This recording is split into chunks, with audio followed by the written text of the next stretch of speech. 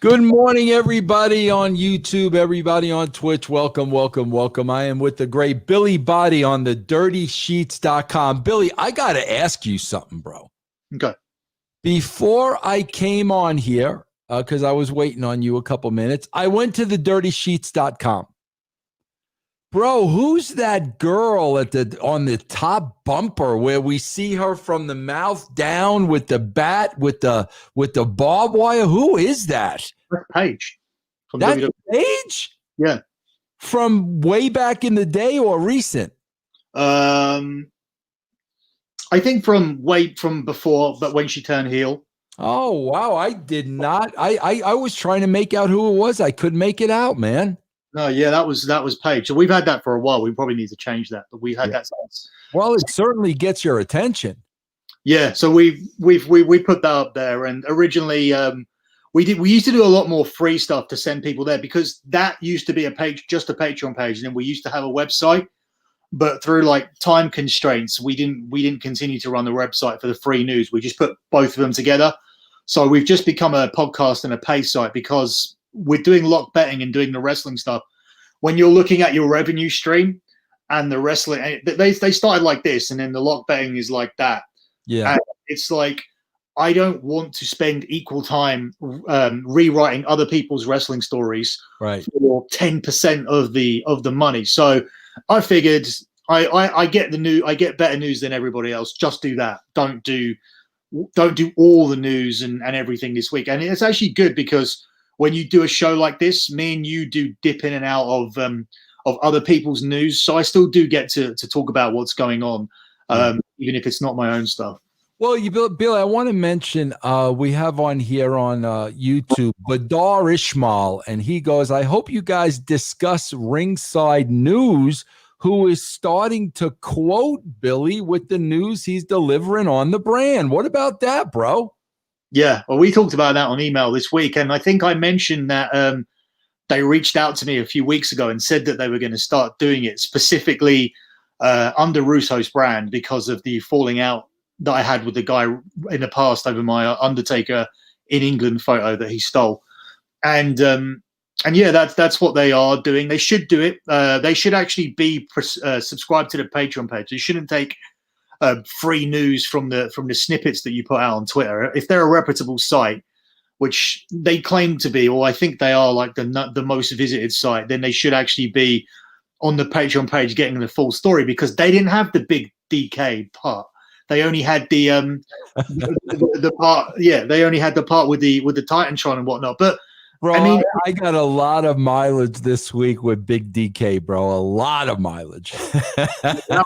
It was a crazy story, but yeah, it's good. It's good. That's what they should be doing. That's what our friend Raj or your friend Raj should be doing. They should all be doing that because you can't argue with statistical data. Like you can turn around and I could there's two types of news. There's news where you something happens and then you say you have the backstage story from people that you claim to know, and it could or could not. It might sound like a wonderful story, which is what Dave does because Dave makes things up after the fact, or you can do both, and you can come on here and you can add authenticity and credibility to the fact that you talk about things after they happened by also talking about things before they happen, such as saying what they're going to do with storylines, saying who's going to win at certain pay-per-views, and all of these things we've done. We've given in fact, I almost think it's 70-30 in the direction of talking about things before they happen. Wobbly Walrus, Drew retaining the title, that's all in the last 2 weeks. I mean, I could go way back to Retribution members and everything. We've just been so on it with telling you what's going to happen before it happens. And I still, it's very weird and it's sort of almost counterproductive to the show.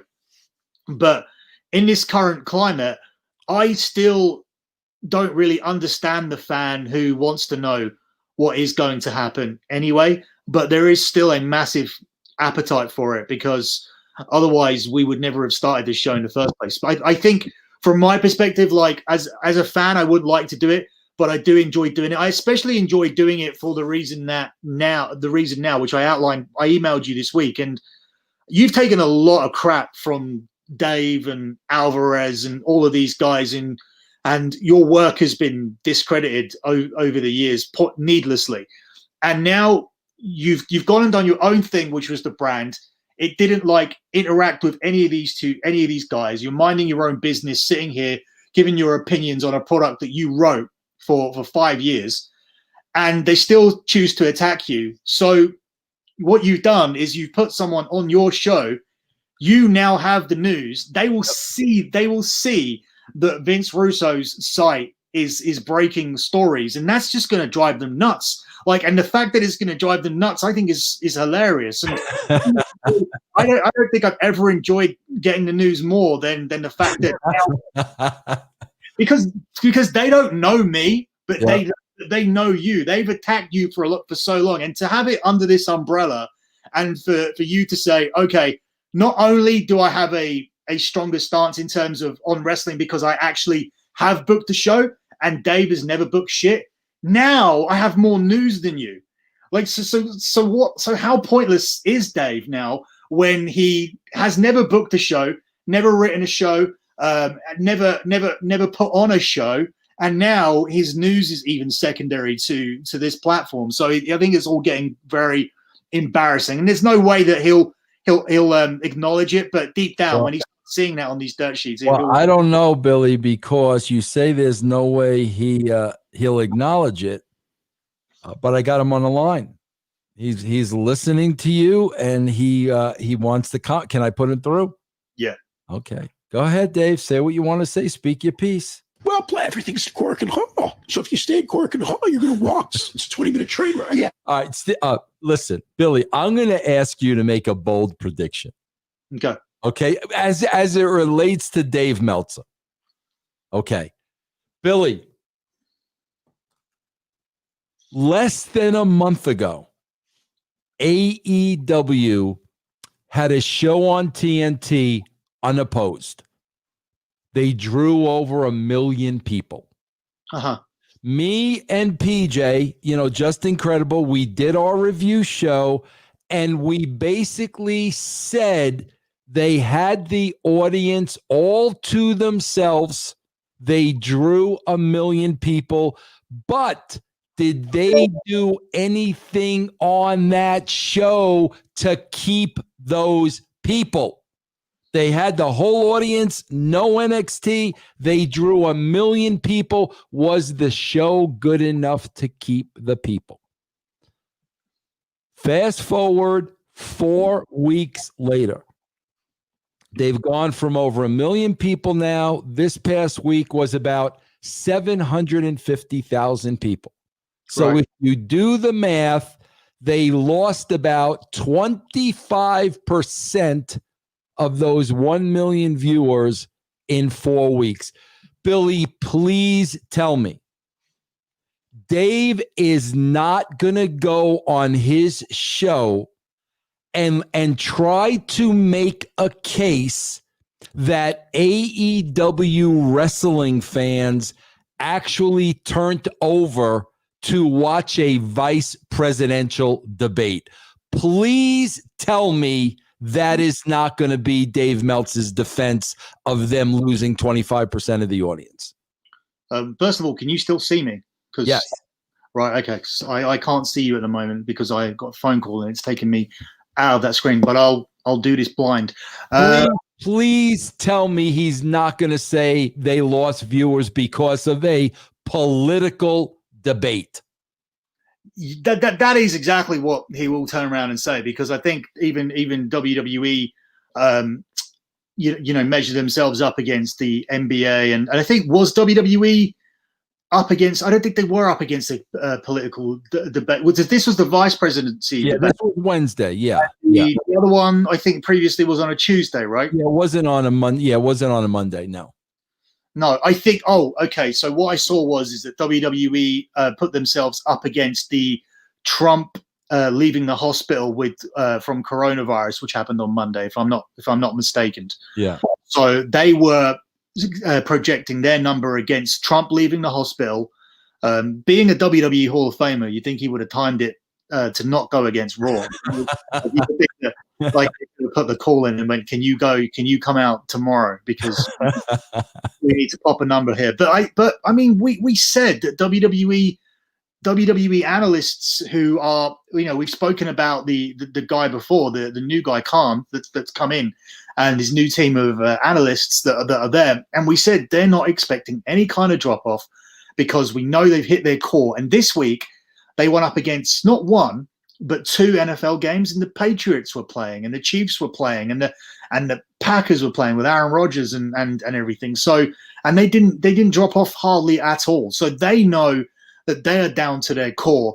AEW, where they popped that 1.1, they did have an opportunity which they didn't take.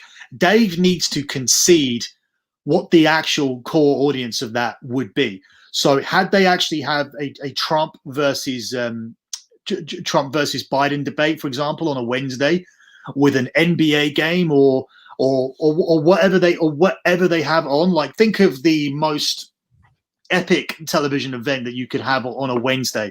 The core audience are the ones that will still watch Raw or AEW, and that's the core. So on the Monday night, those 1.6 million people, right? If you actually had captured Bin Laden and shot him on TV and said that we are killing him at 8:00 on TV live, don't have to buy the pay-per-view or anything, the 1.6 million people would still watch Raw, right? And that's what a core audience is.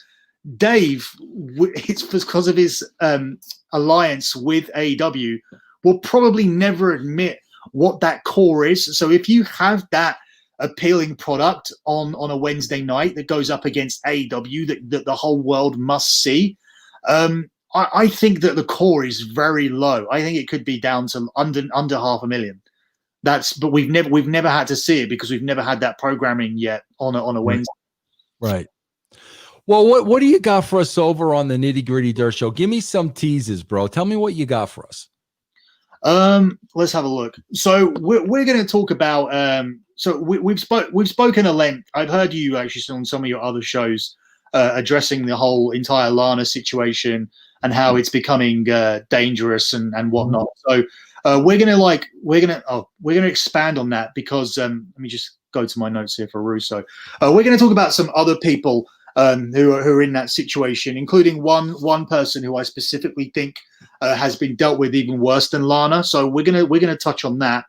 We're going to talk about a deadline that passed yesterday that none of the dirt sheets have realized that are talking about. A really significant deadline that passed yesterday for the performers, and we're going to have a look at that and the ramifications of that and what changes transpired yesterday. We're going to talk about the draft. Well, can I ask you a question? Like, seriously, Billy, you and I, we can sit here. I swear to God, bro, we can sit here a couple of hours a week easily, and we can cover the business of the business. And bro, never even talk about what's on television. Never even talk about that TV show. We could have the most interesting conversations about this business. Bro, why is it the opposite way with these dirt sheets, Billy, where it's all about what they're seeing on TV and the matches, but when it comes to deadlines passing, who's in the doghouse, new people getting hired and numbers and facts, why is it when it comes to factual business implications, why does it? How can that stuff take a backseat to these guys? I don't understand it. I don't know whether it's a backseat to them. I think that maybe they themselves have covered this long enough or in depth enough to actually be interested in it themselves. I think that it's actually a reflection of the fans or what they perceive the fans to be like. I think that they assess their wrestling audience as low paid, unintelligent, on a low income, just about getting through the getting enough money to buy the Wrestling Observer, streaming content from Japan, getting the WWE network by continuously changing their emails and things. I heard loads of content where when the WWE tried to stamp that out, they were talking about how lots of how they knew of lots of people getting their content like that. So for me, that was unheard of. Like, I'm not going to open up emails and change cards and make up phone numbers or whatever process you need to go through to get out of paying $9.99. And that's not down to what my income is. That's just down to time, not wasting my time on that. The $9.99 that they charge for all that content is fine. I'm somebody that had in my heyday every single video cassette. Even if I watched the pay-per-view, I used to like collecting the cassettes. I used to like collecting the toys. This is something that I grew up with, and the nostalgia factor is high. In the same way it is with certain movies. I mean, I can watch The Karate Kid 1, 2, and 3 once a week. Like, it doesn't. Like, I love that film. I love. Well, you got Cobra Kai right here. Everybody needs to watch this. And this is on Netflix, but I only bought this so that I would have the DVD as well. So I would have everything that the Karate Kid have made. Are the both seasons out or just the first one? This is 1 and 2. I need to get that, bro. I need to buy that because I saw 1, but I haven't seen 2. And that was only $14.99, bro. That's your money though, right? That's our money. That's like $22 for you. I need to pick that up. Okay, I didn't even know that was out. Thank you, Billy. Who's on Netflix, Vince? I'm sure that the series. I think season 3 is coming out in January. Yeah. So Austin tells me, because he's more on it with the YouTube and everything. So my point was what did you ask me? I think I'm like, what? Sorry, I remember. So I think it's just a case of that they think that the fans are very, very simpleton.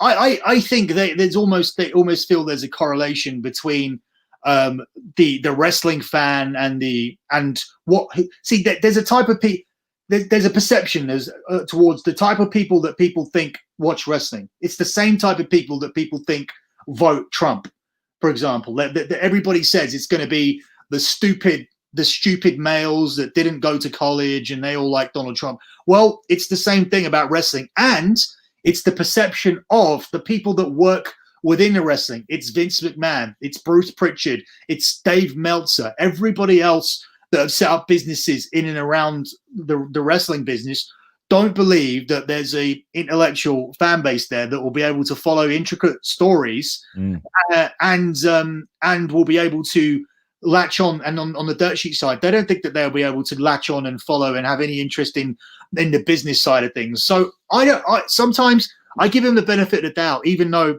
recently I've gone in on him. I think Dave probably is aware of some of the business news, especially when we had that period where during the quarter numbers and we were talking about their plans and bringing in this guy to negotiate, who they hired the negotiator. If we remember that story, the Khan guy, they hired the negotiator who now works for the WWE so that they don't have to lose their 15 to 20% to have a company renegotiate their TV deals. We broke that story here. And I don't think he doesn't know. I just think that he thinks that the wrestling fans won't follow it. But Billy, on the other side of that coin, this is a shoot now, Billy. I'm telling you the truth. You just says he doesn't think the wrestling fans can follow that. Bro, on the other side of the coin, there was a castrating the marks clip this week. Bro, he read out every single move in one of the G1 matches. He read out the entire match from bell to bell. He read it, bro. Now, you mean to tell me he thinks people can grasp that and not the actual news? I think some of the stuff. It's not a case of okay. Are you aware of Russell Brand? Yeah, of course. I love Russell Brand. Love him. So Russell Brand goes into a lot of political issues on his videos. It's called the Trues, and he did it, and he talked about all these things that we need to do in society and politics, and all of these girls here in the UK were getting wet for Russell Brand, and they were loving everything that he was saying. But I don't think that they understood what he was saying. All they saw was a guy who can both be funny and intelligent, and they didn't actually understand anything that he was saying. I I know these girls, and I, you know, I've been around them like through my experiences, and I think there was a lot of stuff that Brand was saying that was counter. That some of his points countered other points that he made. Oh yeah, bro. He's on when he. I've seen those shows that you're talking about, bro. He's got a pet podcast, bro. He's on another level.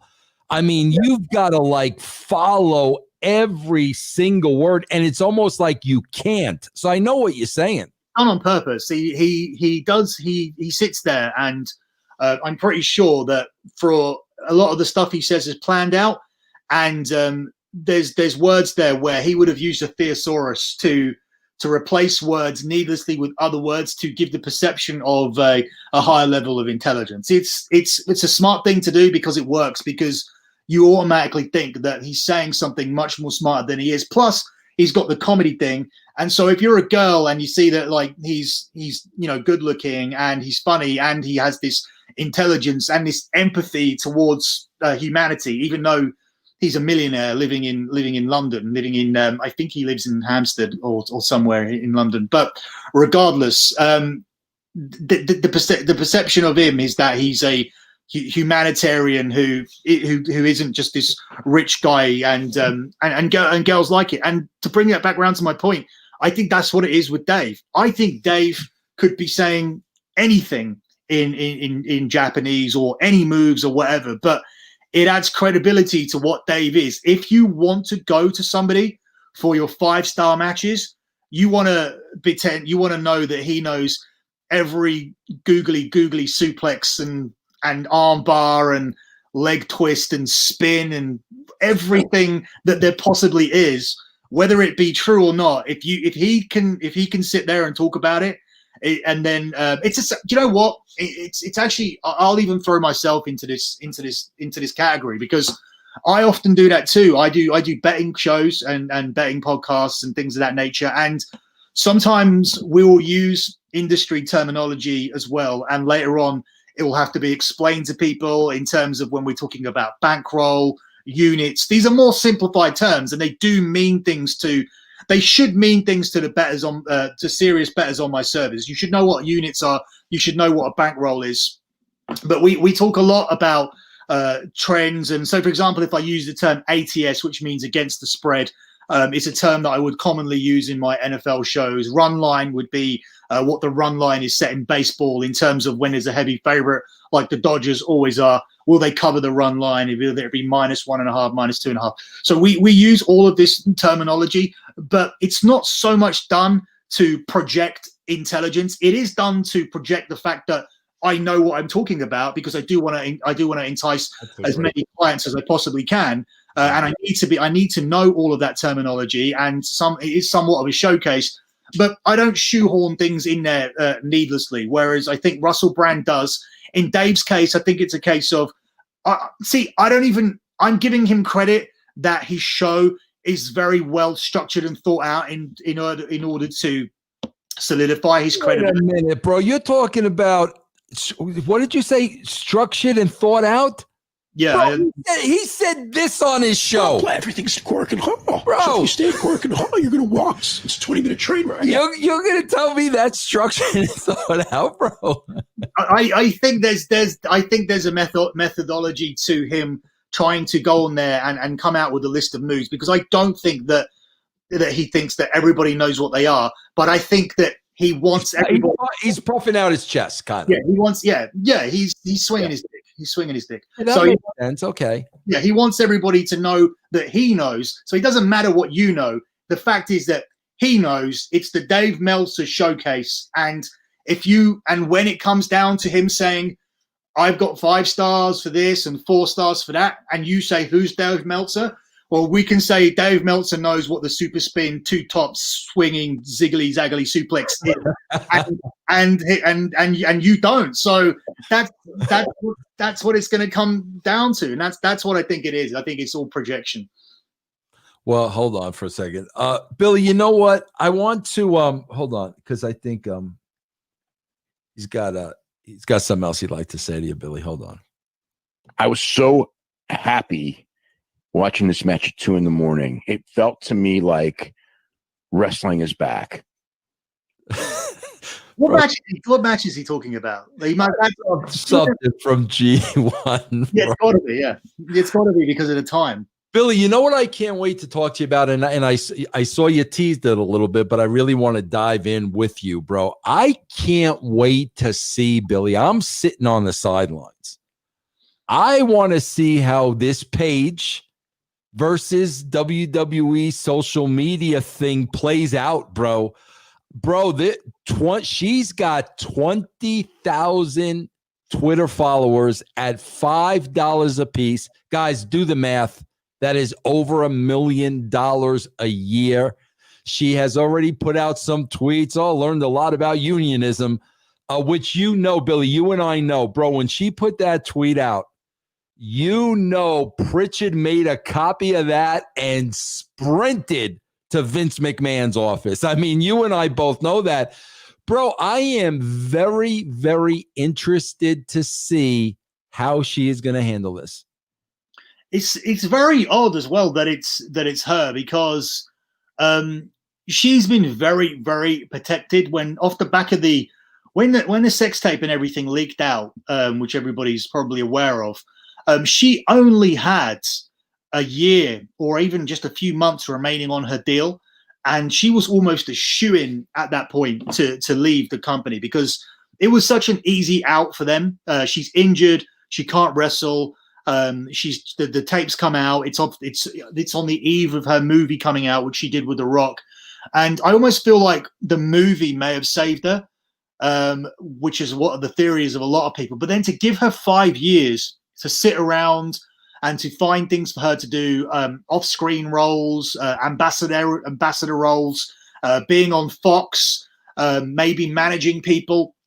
She's really lucky to be in that position. And I can imagine it being more of a case if you're somebody like Xavier Woods, who's a talent on screen, and then he's built up his entire up, down, down thing before even WWE caught onto this. Or an AJ who's also told them to like go F themselves as well. But Paige is a weird one, but I think it's sheerly down to what you're saying and what I'm aware of myself is the amount of money. I heard it was $40,000 a month, which is what I have, but I mean that's still a lot of money. Like to do. No, it's close to that, bro, because it's $5. She's got 20,000. That's $100,000 a month, and Twitter takes half of that. So yeah, you're right there, 40, 50 grand. That's what it is.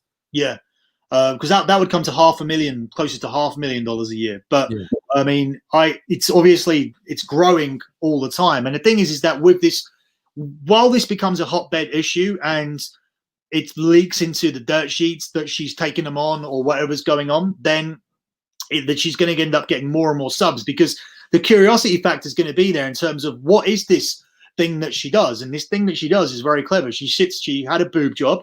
She sits there with a really tight black vest on and her big tits are like sticking out, and she plays video games and people want to pay $5 to see it. And obviously, again, I've always said this about the wrestling industry and the use of women in it, because everybody can go online and watch free porn, but it's different because you've got no affiliation with these women. You don't know who they are. There's strangers who decided to be porn stars. Now, when you see a character develop on TV and you're watching her week after week after week after week, by the time Sable gets the offer for Playboy, by the time like there's some kind of nip slip from Sonny back in the day, like, dude, from when I was 15, I would have like stolen money from my parents to get a magazine with Sonny naked in it, even if they were charging like $50 for it. Like I would have bought that, because that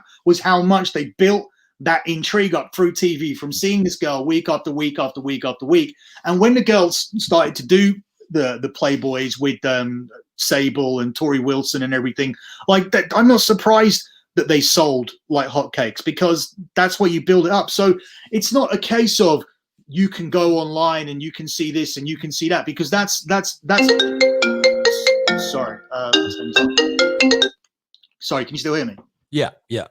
It's not a case of you going online and you can see this and you can see that, and why would you want to see it? It's because it's the fact, it's the same thing. It's a term of, it's like seeing a movie star like who's never done a nude scene before. It's like watching a movie and then you watch the character for an hour and a half, and then there's a sex scene, and it's the build up and the anticipation of everything. And the thing is that that's why it works with Paige. This isn't like a porn star or anything like that. This is a character who's now found a niche because she hasn't gone down the route of these other sites, which is OnlyFans or adult work, where she's straight out doing the whole sexual like webcam gimmick. She hasn't had to do that. She's found this whole niche through the video games things, and she's doing that. And I don't think that they can touch her. And I think when push comes to shove with her social media all built up on the side, because they can't take away her Twitter, they can't take away her Facebook,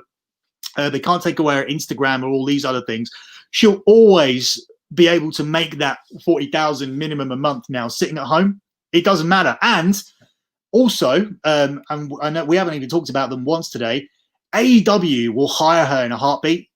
Like AEW don't give a crap about this whole Twitch thing or anything like that. So she knows 100% that she has a place to go. And also, they might clear her to compete as well, because WWE won't clear her because they're more cautious. Yeah. But we knew that AEW were going to clear Brian if he ended up leaving, and he didn't. He ended up staying because WWE cleared him. We know that AEW will clear Paige, so that's the issue. She's got somewhere else to go, and she can afford to take them on. She's not in a position where it matters to her. So the only caveat to that, Billy, and this was Disco, and Disco had a very good point. And Billy, you and I know, if she decides to go the route of, social media, bro, you also got to be aware of, Billy, you and I know the cancel culture. She can do or say something where they could take away that 40 grand like that. You see what I'm saying, bro? So you gotta, you've got to be very careful, because that could be gone literally in a day.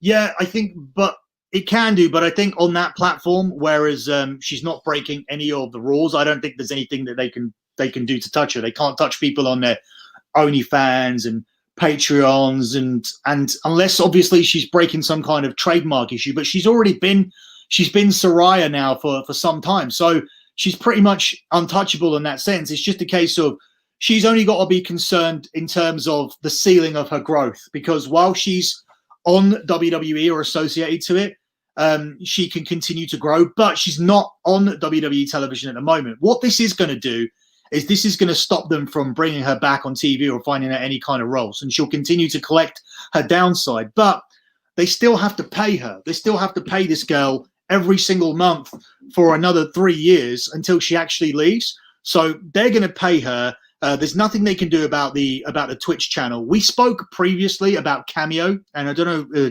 it wasn't on my list, so we'll talk about it here quickly. The Cameo thing is WWE are now done a deal with Cameo where they get a percentage of all of the cameos that the wrestlers do.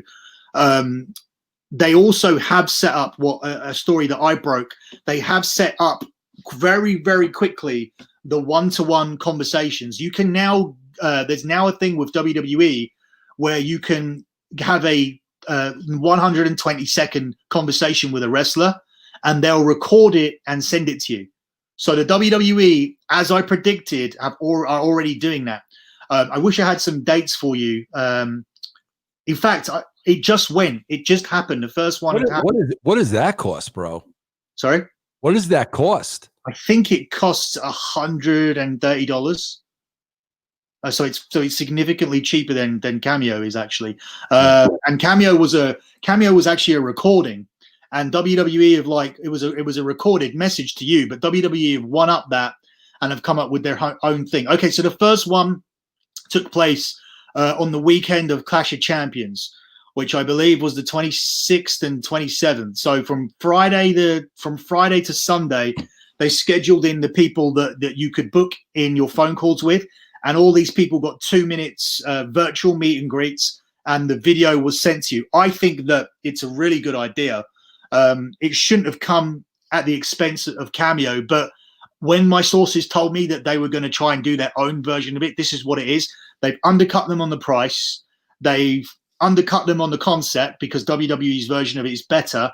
It's a much, much bigger commitment for the superstars because always it's the talent that suffers. So not only are this, so they basically turned around and said, you can keep your cameos. We're just going to take 20% of it, but you have to do our idea, which is cheaper and better than the cameo. So instead of getting a recorded message, which is what Cameo is, you now get a 2-minute talk with the wrestler and you get it emailed to you. It's just far better. Yeah. And they killed Cameo without killing Cameo, without having to be the arseholes that banned Cameo. They then just cut out Cameo with a better idea. Yeah. So I don't think that you're going to, if you can get a, for $150, if you can get a 2-minute chat with Roman Reigns, why are you paying $400 for a 60-second video where he's saying happy birthday to your brother? Like, you're not going to do it. I think I think it's dead. And I think if this is pretty much, this is even more than what I was told it was going to be, because I broke this story here and I told you, and I said they're going to have their own version of this, but their version is much better, to be honest. Yeah. All right, Billy, before we go over to the Nitty Gritty Dirt show, bro, over on Patreon, tell everybody about the dirty sheets, lock betting, give them all the lowdown.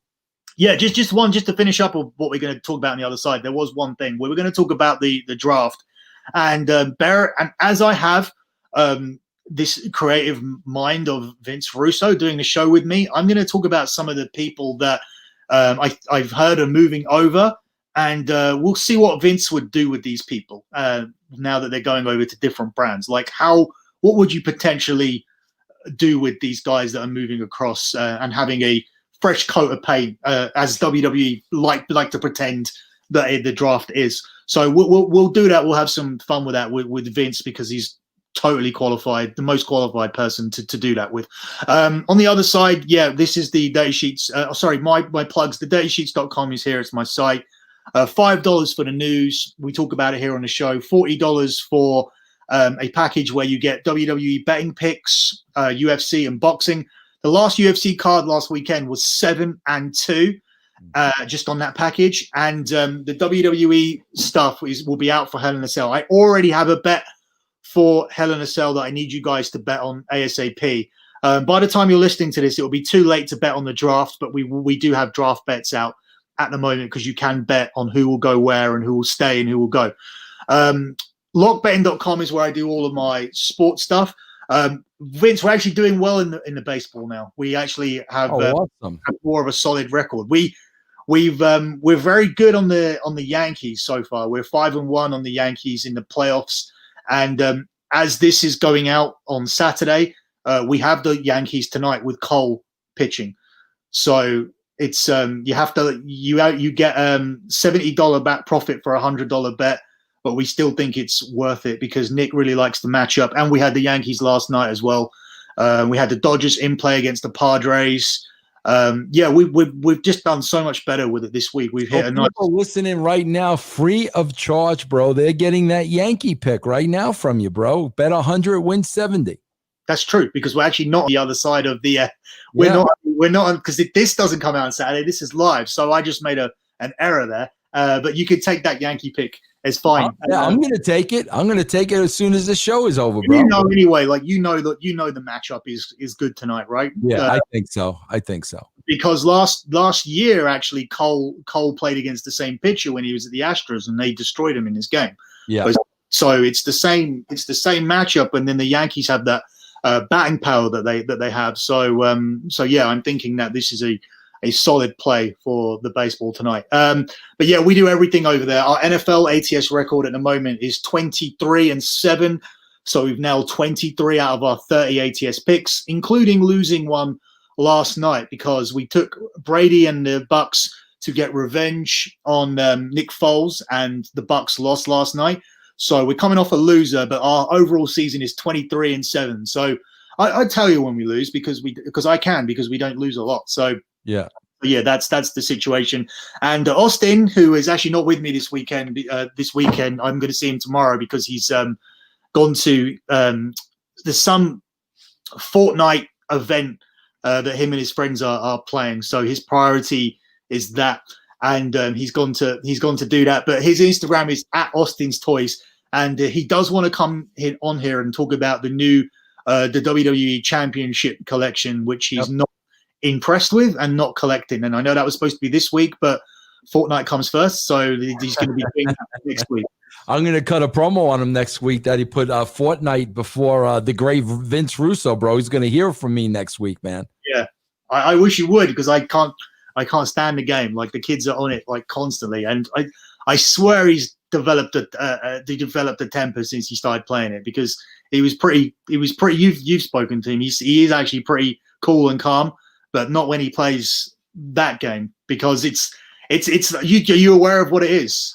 I know of it, bro. I mean, that game has been strong for a pretty long time, hasn't it? Yeah, it's like, so basically it's 100 kids log on, and they all log on, and you all go onto an island, and you all need to kill each other, so you're the last one to survive. And then so it goes down from like 0 to 100, and then, you know, sometimes when the kids get right down to the end, and they're in the final 4 or 5, which he's very good at it now. So he's often down to the last bit. So when he finally gets killed after playing for 20-25 minutes in one of the games, you do hear him like shouting from his room. So, bro, I had no idea that was the point of the game. So these kids go on an island and kill each other. Yeah, obviously they're at home, but like you have your character, and you basically you come off an airplane on a parachute. You fly down into an island, and then you need to when you're on the island, you need to go and get weapons, and you need to go and like steal cars and everything. It's basically like Hunger Games mixed together with the game Grand Theft Auto. So Theft Auto. So if you're aware of that, so it's like the two mixed together, and it's free. But so it's free to download on all consoles. But this is where they get you. They charge ridiculous amounts for all the add-ons. So you've got your like basic character, but then they bring out Aquaman, and then they bring out Iron Man. So they have deals with both DC and Marvel. That's how big this thing is. So you can actually play as Aquaman or Iron Man or anybody, or not anybody, but lots of people from the DC or Marvel brands, because it's like £15 for each character that you have. So eventually you end up spending hundreds and hundreds on this game, because Austin has Aquaman. He has Harley Quinn. That was when DC was out. And since Marvel's come out, he's already bought, I believe, Iron Man.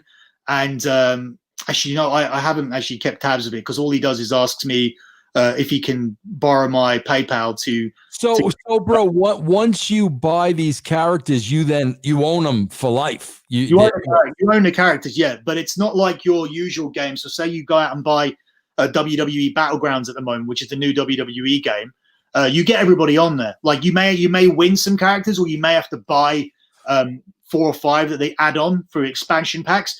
But this game starts with 1, and you buy everything. And they also like make you buy better equipment as well. So you're better at killing. So better gliders. I mean, they've got everything down to what you buy is you buy V-Bucks. So Austin, whenever he's good or he does something good at school, he now doesn't ever ask me for anything physical. Like, it's not a case of I want this wrestler, or I want this soccer kit, or I need this, that, and the other. It's always V-Bucks, V-Bucks, V-Bucks. And I think, wow, that's I actually think this game was hitting a down period before the lockdown.